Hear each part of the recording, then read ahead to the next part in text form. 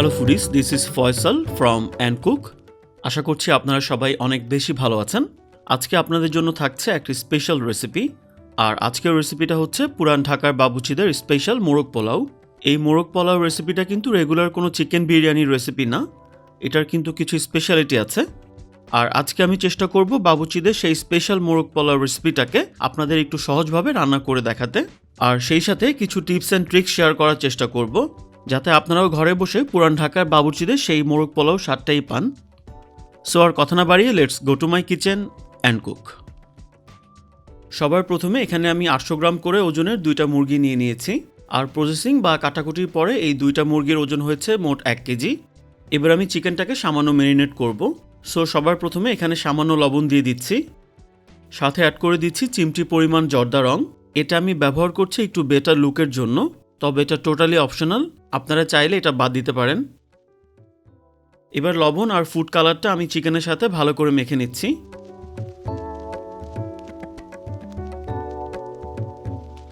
এবার আমি চুলায় একটা প্যান বসিয়ে তাতে অলরেডি 1 কাপের মতো তেল নিয়ে নিয়েছি। এবার এর মধ্যে আমি কিছু কুচি করা পেঁয়াজ দিয়ে দিচ্ছি, আর এই পেঁয়াজটাকে আমি এবার বেরেস্তা করে নিব।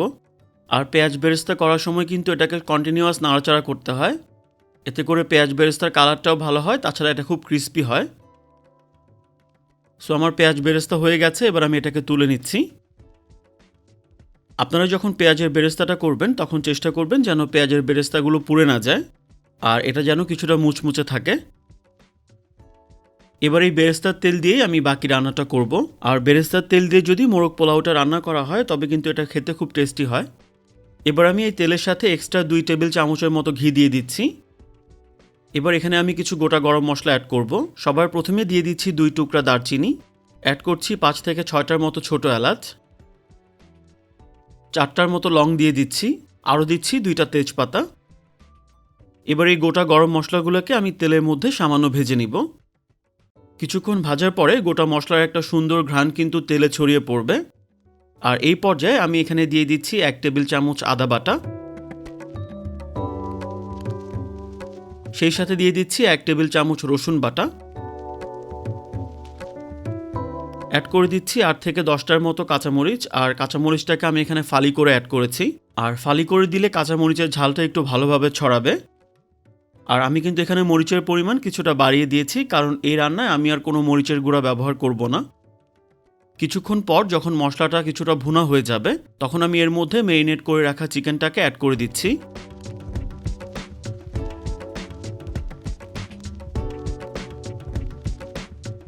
এবার চিকেনটাকেও এই মশলার সাথে সামান্য ভুনে নিতে হবে।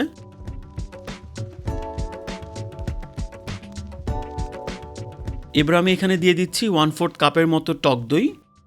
সামান্য একটু পানি দিয়ে এই টক দইটাকে ফেটিয়ে তারপর ব্যবহার করতে হবে। এবার আমি এখানে দিয়ে দিচ্ছি 1 কাপের মতো পেঁয়াজের বেরেস্তা, আর পেঁয়াজের বেরেস্তাটার জন্য কিন্তু মোরগ পোলাও স্বাদটা অনেক বেড়ে যাবে। এবার বেরেস্তার টক দইয়ের সাথেও আমি চিকেনটাকে আরেকটু ভুনে নিব। এবার এই মোরগ পোলাওটার জন্য আমি একটা স্পেশাল মশলা বানাবো। সো সেজন্য আমি নিয়ে নিয়েছি একটা মিডিয়াম সাইজের জায়ফল, 2টা মিডিয়াম সাইজের জয়ত্রী নিয়ে নিচ্ছি, সাদা গোলমরিচের গুঁড়া নিয়ে নিচ্ছি আধা টেবিল চামচ, আর সেই সাথে আধা টেবিল চামচ নিয়ে নিচ্ছি শাহি জিরা। এবার এই সবগুলো মশলাকে আমি গুঁড়া করে নিব আর চিকেনের সাথে অ্যাড করব। এখানে আমার মোট 2.5 টেবিল চামচের মতো মশলা হয়েছে। সো আমি এবার 2 টেবিল চামচের মতো মশলা এই চিকেনে দিয়ে দিচ্ছি।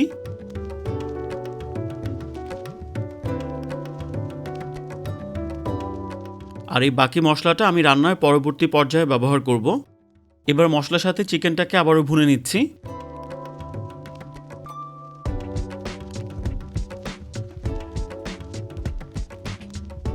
এবার আমি এখানে দিয়ে দিচ্ছি 2 চা চামচের মতো লবণ,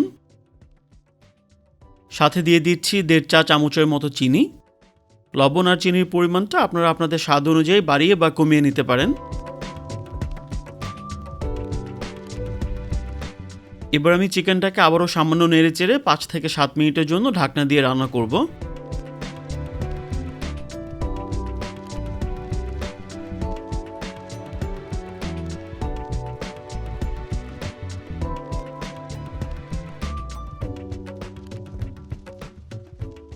মাংসটাকে প্রপারলি সিদ্ধ করার জন্য আমি এখানে প্রায় 1 কাপের মতো পানি দিয়ে দিচ্ছি। আর এই 1 কাপ পানিতেই কিন্তু মাংসটা সিদ্ধ হয়ে যাবে। তবে যদি প্রয়োজন পড়ে আপনারা পানির পরিমাণ কিছুটা বাড়িয়ে অ্যাড করতে পারেন। এবার আমি এখানে অ্যাড করে দিচ্ছি বাদাম বাটা, আর আমি এখানে কাঠবাদাম বাটাটা ব্যবহার করছি। আমি এই পর্যায়ে এখানে 2 টেবিল চামচের মতো কাঠবাদাম দিয়েছি, আর এই বাকি কাঠবাদামটা আমি পোলাও রান্নার সময় পরে ব্যবহার করব। কাঠবাদামটা ব্যবহার করলে মোরগ পোলাও টেস্টটা একটু ভালো হয়, সো আপনারা চেষ্টা করবেন এখানে কাঠবাদামটা ব্যবহার করার জন্য। এবার আমি দিয়ে দিচ্ছি 2 টেবিল চামচের মতো গুঁড়া দুধ। এবার বাদাম বাটা আর দুধটাকে ভালো করে মিশিয়ে নিতে হবে। এবার আমি মাংসটাকে ঢেকে দিচ্ছি, আর চুলার মিডিয়াম টু লো আছে এবার আমি মাংসটাকে সিদ্ধ করে নিব। তবে আপনারা কিন্তু মাঝে মাঝে ঢাকনা তুলে মাংসটাকে সামান্য নেড়ে চেড়ে দিবেন, আর খেয়াল রাখবেন যেন মাংসটা পাতিলের গায়ে লেগে না যায় বা পুড়ে না যায়। বাদামটা ব্যবহার করলে নর্মালি এটা পাতিলের গায়ে লেগে যাওয়ার একটা সম্ভাবনা থাকে, সো সেই ব্যাপারটা আপনারা মাথায় রাখবেন। আর কিছুক্ষণ পরপর ঢাকনা তুলে এটাকে সামান্য নেড়ে চেড়ে দিবেন।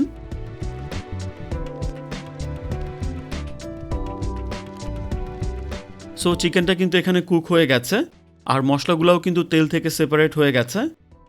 আর এই চিকেনটা কুক হতে 30 থেকে 35 মিনিটের মতো সময় লেগেছে। এবার আমি চিকেনটাকে চুলা থেকে নামিয়ে নিচ্ছি। চিকেনটা যখন কিছুটা ঠান্ডা হবে তখন আমি চিকেন থেকে যতটা সম্ভব তেল একটা বাটিতে তুলে নিচ্ছি। আর এই তেলটা দিয়েই আমি মোরগ পোলাওটাকে রান্না করব। এটা দিয়ে রান্না করলে কিন্তু চিকেনের একটা সুন্দর ফ্লেভার চালে সমানভাবে পাওয়া যাবে, তাছাড়া পোলাওর কালারটাও সুন্দর হবে। এবার আমি একটা পাতিলে তেলটাকে দিয়ে দিচ্ছি। অ্যাড করে দিচ্ছি 2 টুকরা দারচিনি, 4টার মতো দিয়ে দিচ্ছি ছোট এলাচ, লং দিয়ে দিচ্ছি 3টা, তেজপাতা দিয়ে দিচ্ছি 2টা। এবার এই মশলাটাকে তেলে সামান্য ভেজে নিতে হবে। এবার এখানে আমি অ্যাড করে দিচ্ছি 1 চা চামচের মতো আদা বাটা,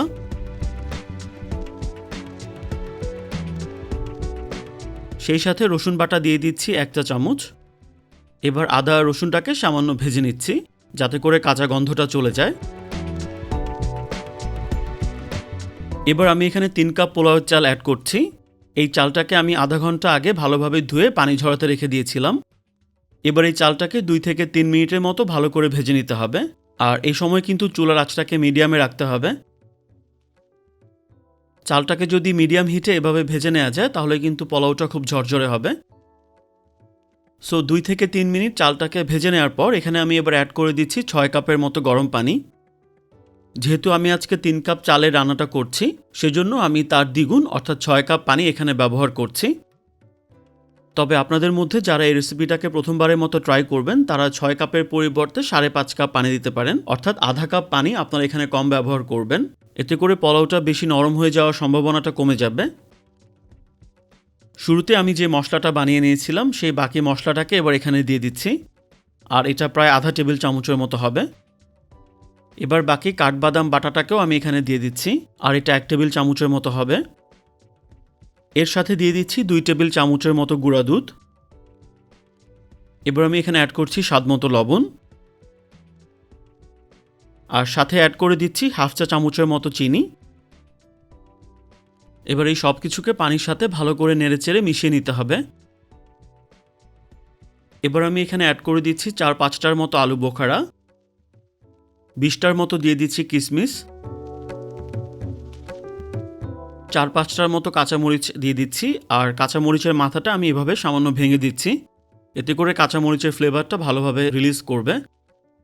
আপনারা চাইলে এই পর্যায়ে লবণটাকে সামান্য টেস্ট করে দেখতে পারেন, আর এই পর্যায়ে কিন্তু পানিতে লবণের পরিমাণ কিছুটা বেশি থাকতে হবে। সো এখানে পানিটা ফুটতে শুরু করেছে, এবার আমি এটাকে ঢেকে দিচ্ছি। এবার আমি চুলার আঁচটাকে মিডিয়ামে রেখে এটাকে ততক্ষণ রান্না করব যতক্ষণ না পর্যন্ত পানিটা চালের গায়ে গায়ে টেনে আসে। 10 থেকে 12 মিনিট পরে আমি ঢাকনাটা তুলে সামান্য চালটাকে নেড়ে চেড়ে দিচ্ছি যাতে করে উপরের চালটা নিচে চলে যায় আর নিচের চালটা উপরে উঠে আসে। এতে করে সবগুলা চালই সমানভাবে রান্না হবে। এখন আমি চালটাকে আবারও ঢেকে দিব। 10 মিনিট পরে কিন্তু পোলাওটা অলমোস্ট হয়ে গেছে। এবার আমি চুলার আঁচটাকে একদম কমিয়ে দিচ্ছি। আর এখান থেকে কিছুটা পোলাও আমি তুলে নিচ্ছি। এবার আমি এখানে রান্না করা চিকেনের টুকরাগুলোকে সাজিয়ে দিচ্ছি। এবার আমি ঝোলটাকে অ্যাড করছি।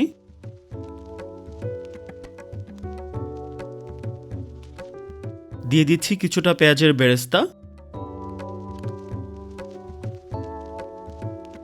কিছুটা ঘি ছড়িয়ে দিচ্ছি, দিয়ে দিচ্ছি সামান্য কেওড়ার জল, সাথে অ্যাড করে দিচ্ছি সামান্য গোলাপ জল। আপনারা চেষ্টা করবেন এখানে কেওড়ার জল আর গোলাপ জল দুটাই ব্যবহার করতে। তবে আপনারা যদি কেওড়া বা গোলাপ জলের পরিবর্তে কেওড়া বা গোলাপের এসেন্সটা ব্যবহার করতে চান, সেক্ষেত্রে আপনারা 2 থেকে 3 ফোঁটা এখানে ব্যবহার করবেন। এবার আমি এর মধ্যে 6টা ডিম দিয়ে দিচ্ছি। আগে তুলে রাখা চাল দিয়ে এবার আমি মাংসটাকে সামান্য ঢেকে দিব।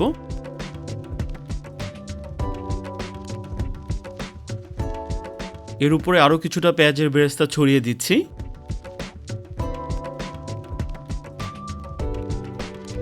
স্বাদ মতো ঘি দিয়ে দিচ্ছি। আবারও কিছুটা কেওড়ার জল আর গোলাপ জল ছড়িয়ে দিচ্ছি। আপনারা চেষ্টা করবেন প্রতিটি লেয়ারে ঘি, কেওড়ার জল আর গোলাপ জলটাকে অ্যাড করার জন্য, এতে করে পোলাওর ফ্লেভারটা খুব ভালো হবে। এবার আমি শেষবারের মতো এটাকে ঢেকে দিব। আর আপনাদের ঢাকনায় যদি কোনো ছিদ্র থাকে সেটাকে আপনাদের বন্ধ করে দিতে হবে। এবার আমি চুলার আঁচটাকে পুরোপুরি বন্ধ করে দিব আর এটাকে আমি আরও 15 মিনিটের মতো দমে রাখবো। আর এই সময়টাতে আপনারা কোনো অবস্থাতেই ঢাকনাটা খুলবেন না। সো 15 মিনিট পরে মোরগ পোলাওটা কিন্তু আমার অলমোস্ট কমপ্লিট হয়ে গেছে।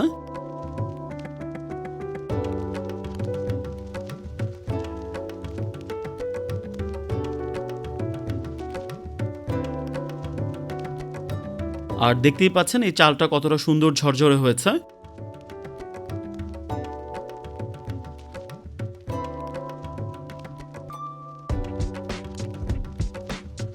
সো এবার আমি মোরগ পোলাওটা সার্ভ করব।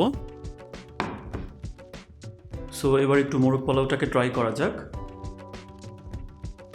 সো প্রথমেই যদি আমি আপনাদেরকে পোলাওটাকে দেখানোর চেষ্টা করি, দেখেন এটা কতটা ঝরঝরে হয়েছে। তাছাড়া পোলাওর প্রতিটা দানাই কিন্তু একদম পারফেক্টলি কুক।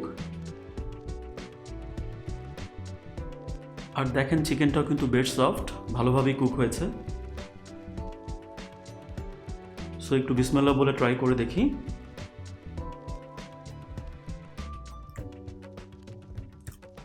এটা এক কথা অসাধারণ। আর পোলাওটা কিন্তু খুবই ফ্লেভারফুল।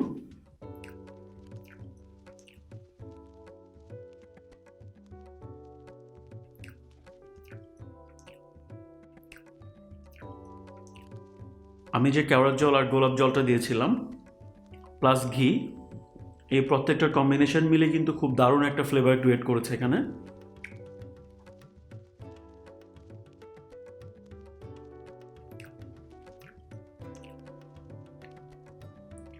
সো এবার একটু ডিম দিয়ে ট্রাই করা যাক।